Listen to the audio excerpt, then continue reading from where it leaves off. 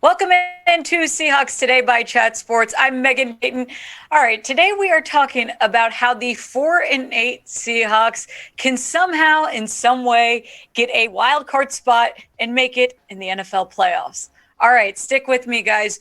The Seahawks did win in Week 13, giving them just the slightest bit of hope.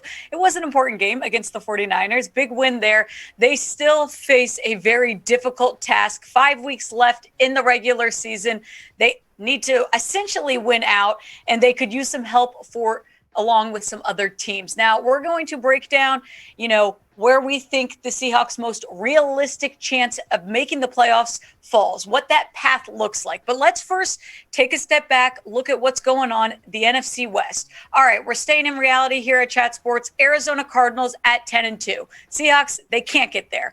The Rams, pretty much impossible for them to beat the 8-4 Rams. So division wins, that's out of the question. Making the playoffs as a divisional candidate, I'm sorry, the only way the Seahawks could even fathom having a chance at making the playoffs is if they were to get a wild card spot. Now, let me just be clear and say to you guys, the Seahawks have a 2.5% chance of making the playoffs. So I'm not going to sit here today and say that I think that this could happen, but it could. It's the NFL. There are ways in which this could happen. Right now, if the playoffs were today, the 49ers would have that 7th seed spot. They are at 6-6. So when you think about it in the grand scheme of things, the Seahawks aren't that far off. They're only 2 games short of the 49ers, and they win the head-to-head there. We are going to talk about that, but I am going to ask you at Seahawks Today, do you guys have any hope left for the Seattle Seahawks and their season this year? Type Y for yes if you think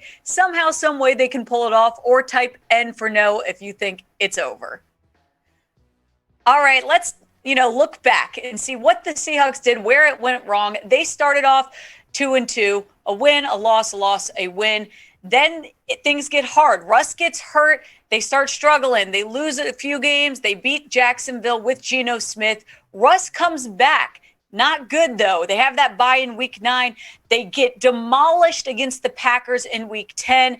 Lose. And then eventually, like last week, we talked about it, they beat the 49ers. Very close game. But it has not gone well for the Seahawks, and it doesn't get too much easier. They've got 5 games left. Texans, that should be a little bit more simple. They've got Rams, they've got Bears, they've got Lions, and they've got Cardinals.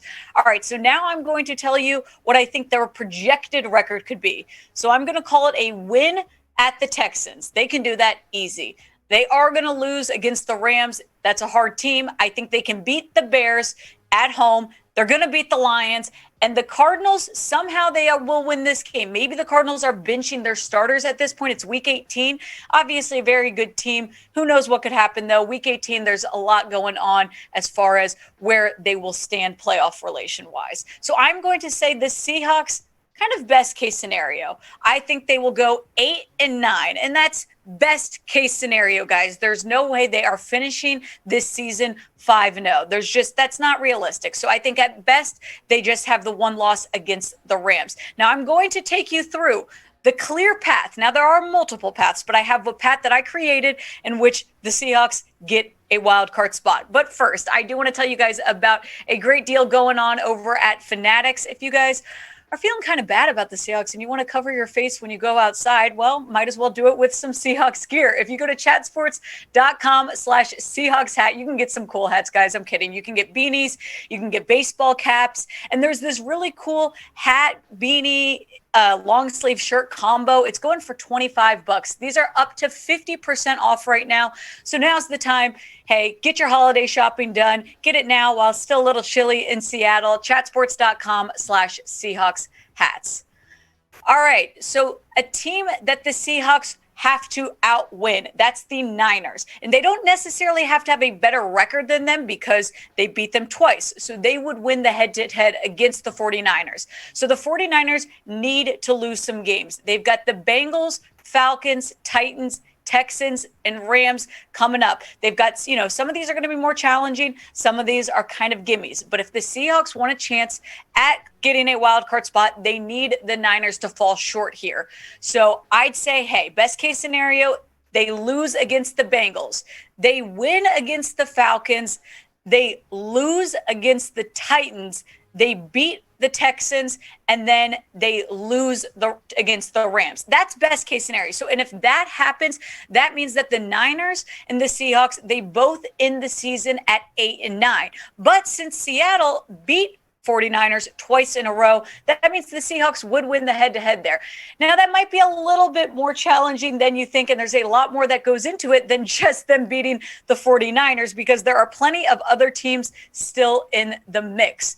So here's my projected NFC West standings, though, before we look into the rest of the NFC. My projected NFC standings are the Cardinals. They finished in first place at 13-4. They're currently at 10-2. I think the Rams will finish at 12-5. 8-4 is what they're at right now. We said Seahawks and Niners, 8-9, but the Seahawks are the number 3 spot due to the fact they beat the 49ers twice in a row.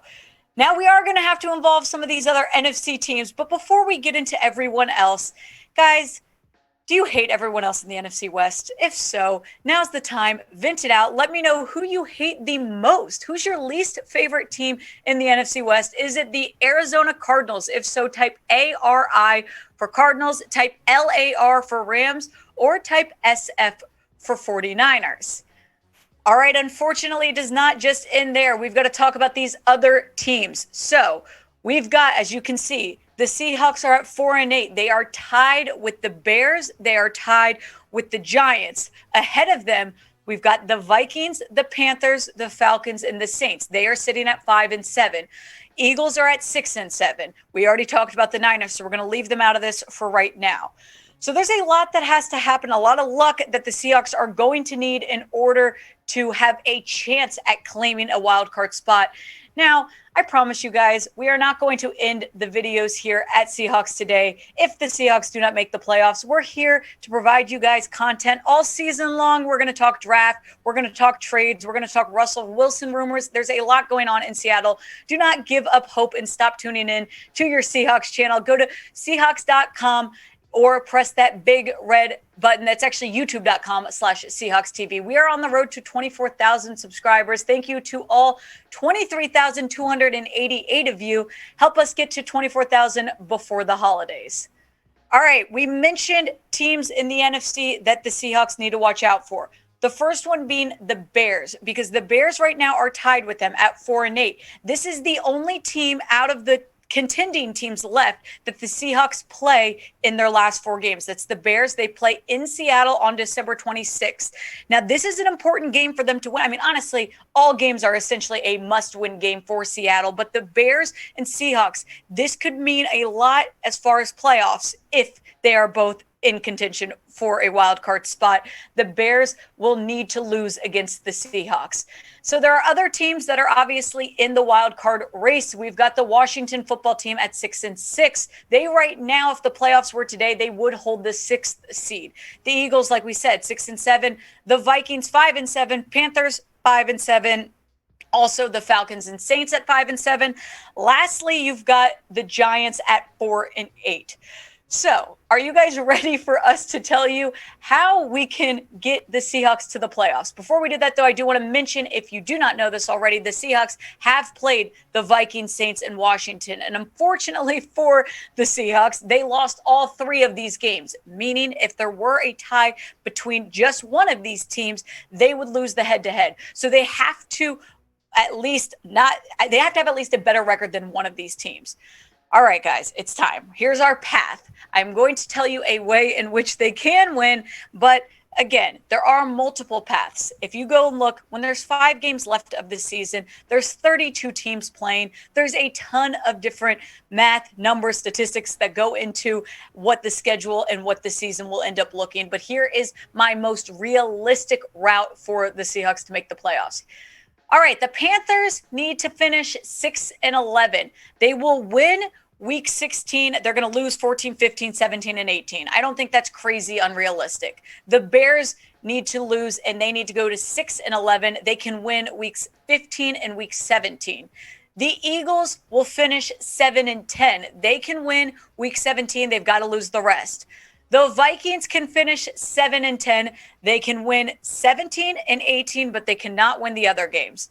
The Giants finish 7-10. They win week 16.